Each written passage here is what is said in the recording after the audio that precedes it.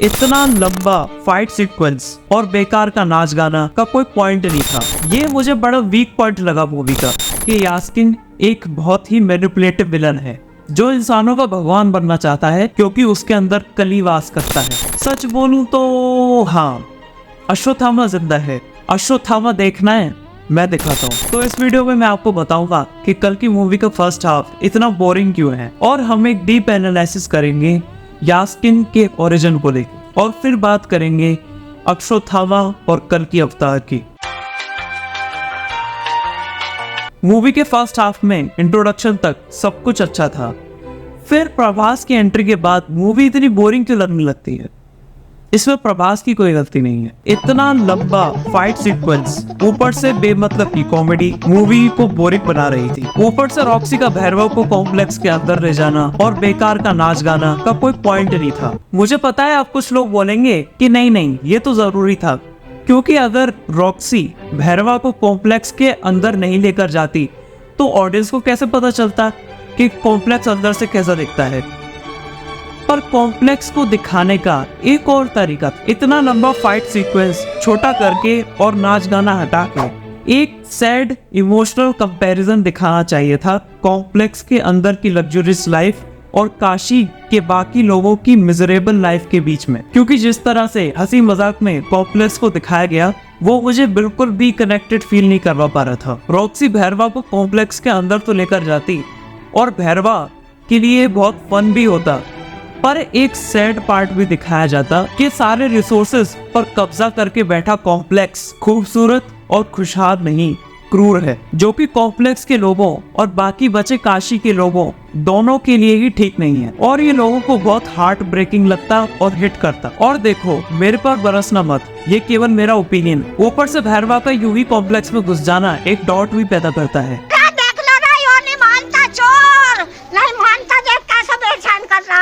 कि इतना खतरनाक डिक्टेटोरियन रिजीम होने के बाद भी क्या कोई ऐसे ही कॉम्प्लेक्स में घुस सकता है? फिर तो कोई भी घुस सकता है, जबकि कायदे से किसी की आंख उठाने की हिम्मत भी नहीं होनी चाहिए कॉम्प्लेक्स पर। और पकड़े जाने पर भैरवा को कॉम्प्लेक्स से यूं ही उठाकर फेंक दिया जाता है।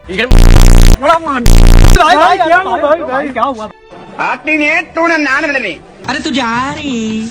कमांडर मानस ने कोई सजा नहीं रखी क्या ऐसे लोगों के लिए? ये मुझे बड़ा वीक पॉइंट लगा मूवी का। बाकी कमांडर मानस का कैरेक्टर अपने आप में ही वीक पॉइंट था, उसमें कोई शक नहीं है। क्या गुंडा बनेगा रे तू? अब आते हैं कल की मूवी के पोस्ट क्रेडिट सीन पर। मूवी की स्टोरी के अकॉर्डिंग सिस्टम मैल फंक्शन की वजह से सुमति लैब से भाग जाने में कामयाब हो जाती है, पर सुमति के फीटस से एक ड्रॉप सीरम ट्यूब में आ जाता है। केवल उस एक ड्रॉप से सुप्रीम यास्किन ट्रांसफॉर्म हो जाता है मल्टीपल हैंड्स वाले गॉड लाइक फिगर में। एक और बात जो मैंने पिछली वीडियो में नहीं बताई थी वो ये कि काउंसलर बानी को एक वेपन मिलता है जो होता है अर्जुन का गांडी। केवल उस एक ड्रॉप से सुप्रीम यास्किन में इतनी ज्यादा पावर आ जाती है कि वो अर्जुन के गांडी को उठा लेता है। इससे पता चलता है कि सुमति के गर्भ बन रहा कल्कि कितना ताकतवर है। हालांकि लोगों को अभी भी शक है कि सुप्रीम यास्किन कलयुग का असुर कली है या नहीं, जबकि यास्किन ही कली है, वैसे ही जैसे गंगाधारी शक्तिमान है। यकीन ना हो तो गूगल करके चेक कर सकते हो। वैसे तो मूवी में यास्किन के ओरिजिन को लेकर कुछ नहीं बताया जाता कि वो कौन है, कहां से आया है और उसकी अपनी कहानी क्या है, पर अभी के लिए मुझे लगता है कि यास्किन एक बहुत ही मैनिपुलेटिव विलन है जो इंसानों का भगवान बनना चाहता है, इंसानों पर अत्याचार करते हुए ये बोल के कि इंसानों ने तो हमेशा दुनिया को बुरा ही किया है और मैंने इंसानों को पूरी तरह खत्म होने से बचाया है।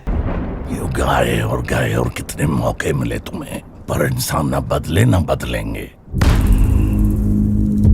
कल की सिनेमैटिक यूनिवर्स में शायद हमको ये पता चले कि यास्किन की वजह से ही दुनिया की ये हालत हुई है। हो सकता है पहले वो एक पावरफुल इंसान रहा हो टाइप का, ताकत के नशे में उसने दुनिया में चल रही अराजकता को बहाना बना के पूरी दुनिया को युद्ध करा के हरा के रिसोर्सेज पर कब्जा कर लिया हो। यास्किन की यही ताकत की भूख को देख के असुर कली उस पर हावी हुआ हो, क्योंकि कल की पुराण के अनुसार असुर कली का कोई फिजिकल फॉर्म नहीं है और यास्किन से बुरा कौन मिलता कली को रहने के लिए। इसलिए यास्किन अब कोई नॉर्मल इंसान नहीं है, क्योंकि उसके अंदर कली वास करता है। उसके सर पर एक निशान भी है, लाल चमकता हुआ, जो कि यास्किन के अंदर मौजूद असुर कली ही है। और क्योंकि हर विलन चाहता है कि वो अमर हो जाए, इसलिए वो इस तरह के एक्सपेरिमेंट करता है। और जिस फॉर्मूले से, जिस सीड से लैब में लड़कियों को प्रेग्नेंट किया जा रहा था, वो फॉर्मूला शायद किसी साइंटिस्ट ने बनाया हो, जो यास्किन ने छीन लिया भगवान बनने के लिए, या फिर वो सीधे सीधे असुर कली के दिए हुए ही सीड्स हैं। पुराणों में ये भी लिखा है कि असुर कली कलयुग के चरम पर अपने फिजिकल फॉर्म में आएगा।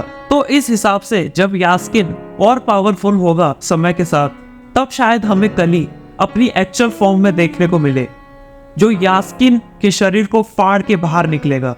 क्योंकि जब कली को अपनी फाइनल फिजिकल फॉर्म मिल जाएगी, तो फिर उसको यास्किन की क्या जरूरत। इसलिए शायद लैब में चल रहे प्रोजेक्ट का नाम है प्रोजेक्ट के, यानी प्रोजेक्ट कली, क्योंकि असुर कली यास्किन के शरीर से ही अपनी फाइनल फिजिकल फॉर्म हासिल करना चाहता है। खैर, अब मेरे पीछे मत पड़ जाना, क्योंकि ये केवल मेरी एक थ्योरी है। आपको क्या लगता है, क्या निकलेगा यास्किन का ओरिजिन? कमेंट सेक्शन में जरूर बताना।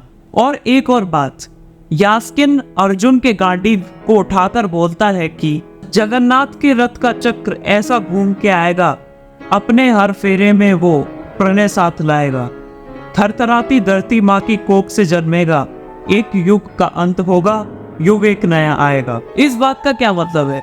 ये भी हमें कल की सिनेमैटिक यूनिवर्स में देखने को मिलेगा, जो कि बहुत इंटरेस्टिंग होगा। अब आते हैं अश्वत्थामा पर। बहुत से लोग वीडियो बना रहे हैं कि देखो सबूत मिल गया है, अश्वत्थामा जिंदा है। हालांकि ऐसे वीडियो तो बहुत टाइम से बनते चले आ रहे हैं, और न्यूज चैनल पर भी इस तरीके की बहुत सारी बातें हुई हैं। एक ऐसा योद्धा जिसे सजा के तौर पर एक श्राप मिला कि आप निर्जन वन में घूमते रहो और इतनी बुरी हालत में घूमते रहो कि कोई आपकी मदद ना करे। आप समझ गए होंगे कि मैं बात कर रहा हूँ अश्वत्थामा की। यहाँ रहने वाले लोग मानते हैं कि इसी मंदिर में अश्वत्थामा प्रतिदिन पूजा से पहले शिवलिंग पर जल चढ़ा जाता है। तो बालकपन में जैसे अब घूम रहे थे, तो किसी पेड़ के नीचे एक विशाल काय आदमी, सफेद दाढ़ी, सफेद धोती, सफेद फेटा बांधे हुए आलती पालती मार के भजन में बैठे हुए उन्होंने देखा, और देख करके वो डर गए और वहाँ से वो चले गए। सच बोलूं तो हाँ, अश्वत्थामा जिंदा है, पर वैसे नहीं जैसे आप सोचते हो। अश्वत्थामा देखना है, मैं दिखाता हूं। जरा अपनी खिड़की से बाहर जाकर देखो, स्पेशली दिल्ली वाले। The air in New Delhi is so toxic, people are being warned to stay indoors. Pollution feel हो रहा है। अब याद करो वो कोरोना के दिन, जिसकी वजह से ना जाने कितने सारे लोगों की जान गई। अब गूगल पर सर्च करो वर्ल्ड हंगर।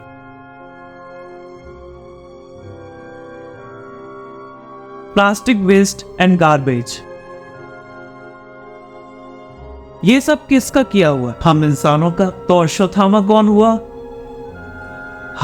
हम ही हैं जिनको श्री कृष्ण का श्राप लगा है। हम अंदर से सड़ रहे हैं, इसलिए हमने पूरी दुनिया को सड़ा के रख दिया। और ये सब जानलेवा बीमारियों, भूख प्यास, कचरा, प्रकृति का नाश, निर्दोष प्राणियों की हत्या, इन सब के खिलाफ युद्ध करना ही कल की है। पृथ्वी को क्लाइमेट चेंज नाम के असुर कली से बचाना ही कल की अवतार है, जो हमारे भीतर ही मौजूद है, बस अभी तक पैदा नहीं हुआ या फिर जगाया नहीं। कब तक अवतार के आने का इंतजार करोगे? क्या भगवान के भरोसे मत बैठिए, क्या पता भगवान हमरे भरोसे बैठा हो। और जहां तक बात है कल की मूवी की, तो वो मेकर्स की अपनी क्रिएटिव लिबर्टी है कि वो क्या दिखाना चाहते हैं, क्योंकि आखिर में मूवी का मेन पर्पस केवल हमको एंटरटेन करना है। अपने कमाल के वीएफएक्स और क्रिएटिविटी के चलते कल की सच में इंडियन सिनेमा के लिए एक रेवोल्यूशन साबित होगी। वीडियो अच्छा लगा हो तो लाइक और शेयर जरूर कर देना, और चैनल को सब्सक्राइब करना मत भूलना। मिलते हैं नेक्स्ट वीडियो में।